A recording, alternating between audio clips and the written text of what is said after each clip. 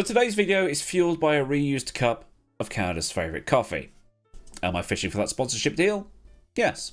Yes, I am. But yesterday can only be described as long. Enjoyable though.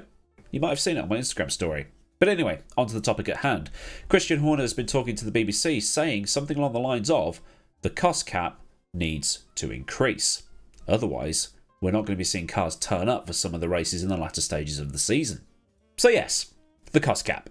Currently, it sits at $140 million for the season, which works out to about 110 million in British pounds.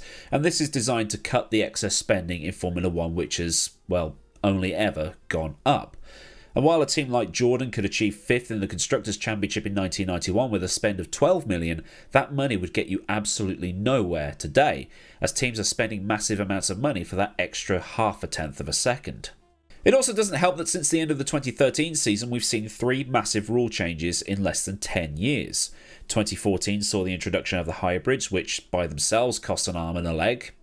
Like an arm, a leg and a kidney. And then the introduction of the wide boy aggressive looking cars in 2017. Now obviously we've got the introduction of the 2022 cars this year, and on top of that, these cars are getting heavier and heavier and heavier.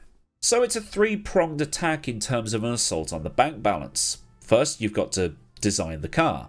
Then you've got to design it to be quick. And if it's not quick, you've got to spend money to get out of the hole you've dug yourself. And because it's heavier than what came before, you've got to then spend money on making it as light as possible to comply with the minimum weight requirements, and then it just adds up. Now, whether it was done to try and reel Mercedes in, or it was done for the show and overtaking, well, it's probably a bit of both, but it wouldn't surprise me if it was mostly the second part because, well, it's Formula 1, isn't it? But the fact remains that when you make a knee-jerk reaction like this, then all the teams get a reset button. Mercedes at the front and Williams at the back. And it's a point I've raised a few times now. Imagine if they'd left those 2014 regulations alone and allowed the laws of diminishing returns to kick in. Now, I don't know if it would have actually worked out that way because I'm not an engineer, and I also don't know how long it would have taken for those diminishing returns to start kicking in and Ferrari and Red Bull started to catch up. And because in those days, no cost caps, Red Bull and Ferrari could have spent until they got close enough to Mercedes to start challenging them. Until now, that is. The budget cap is in place and that covers all the development of the cars and repairs to the cars as well. Salaries are not covered, hence the Verstappen and Hamilton wage bills being what they are. It's not quite the salary caps seen in things like rugby league and the NHL, is it? And those wage caps, especially in rugby, were done to equalise the playing field. Basically to stop Wigan buying all the best players. In the NHL, it means you've got a star player in inverted commas at each team. Bergeron at Boston, Ovechkin at Washington, Crosby at Pittsburgh, and so on and so on, and then you've got everybody else underneath. And in Formula 1, it stops the likes of Mercedes, Ferrari and Red Bull just lobbing money at their problems until they go away. Something that they would have done anyway back in the 90s or so because of the tobacco money being, well, bottomless.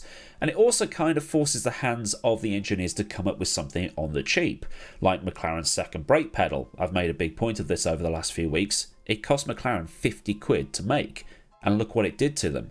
Now, Ferrari was rumoured to have spent over 6 figures on their own system, and they couldn't get it to work properly because they'd over-engineered it. However, on the downside, if your car is utterly garbage, then fixing it to be competitive is going to be a much taller order. Imagine Haas's 2022 car being as bad as it was last year.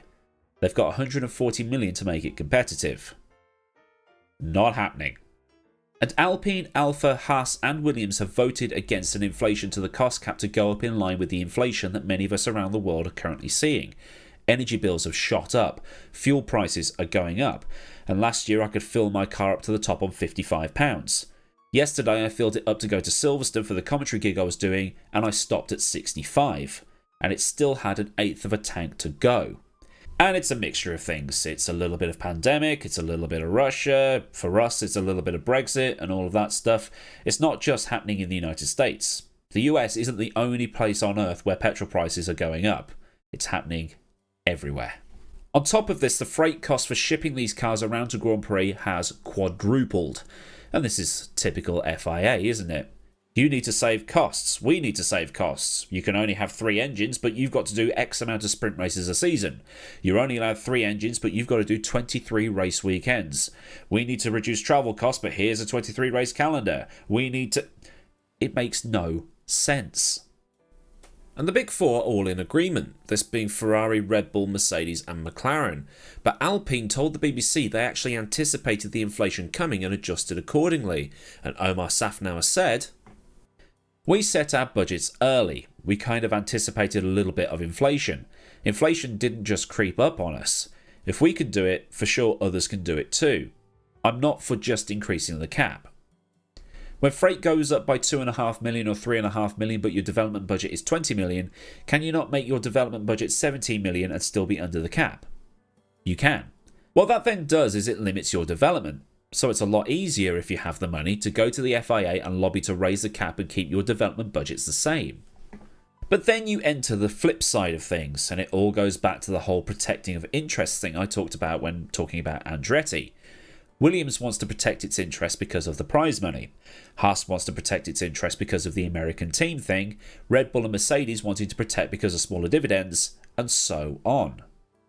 Red Bull has also brought upgrades to virtually every single race this season, and they're also working feverishly back at Milton Keynes to try and make the car as light as it possibly can be and get as close to that minimum weight requirement so that it gains a little bit more performance, without having to work on aerodynamic parts and engine power and things like that. So could it be that Red Bull is actually in danger of reaching the budget cap before the end of the season, with races in hand, where Mercedes, Ferrari or even McLaren could close that gap and nick points here or there? Now with the budget cap, they do have I don't know what to call it, a grace. Well, it's not really a grace period, is it? But that extra 5% where it's treated as a minor offence. If they overspend by 5%, they just get a slap on the wrist and get told not to do it again. What also needs factoring in here is that the cost cap doesn't include driver salaries, bonuses, the salaries of the 3 highest paid individuals, which in Red Bull's case will be Newey, Horner and Verstappen's engineer most likely, marketing and utility bills. Also remember that the 3 teams in agreement with Christian Horner are just protecting interests in the same way that Williams and Haas and Alpine are as well. Red Bull wants to remain at the top. Spending is how it will remain at the top. And you might think that Verstappen does have a clause in his contract that if Red Bull builds him a dog of a car, he'll be allowed to leave. And Red Bull doesn't want to lose Verstappen. It doesn't want to lose him at any cost. No pun intended, if you can call it that. Mercedes wants to stay at the top as well. They're in a little bit of a hole right now. They need to spend to get back to the front. Ferrari wants its first title in God knows how long, well, constructors in 2008, drivers in 2007, so it needs to spend to stay at the front. And McLaren wants to be back at the front and win more races, so they will need to spend as well. Like I said, interest protection.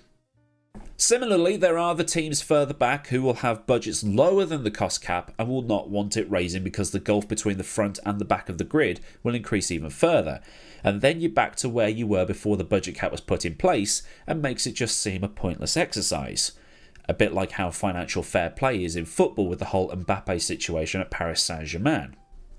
But anyway, that's a thing that's happened in the world of motorsport, and this is my opinions on that thing. If this thing has made you think things about the thing, then like this thing. And if you want to see more things from this channel, subscribe to this channel, and you'll never miss out on a future video.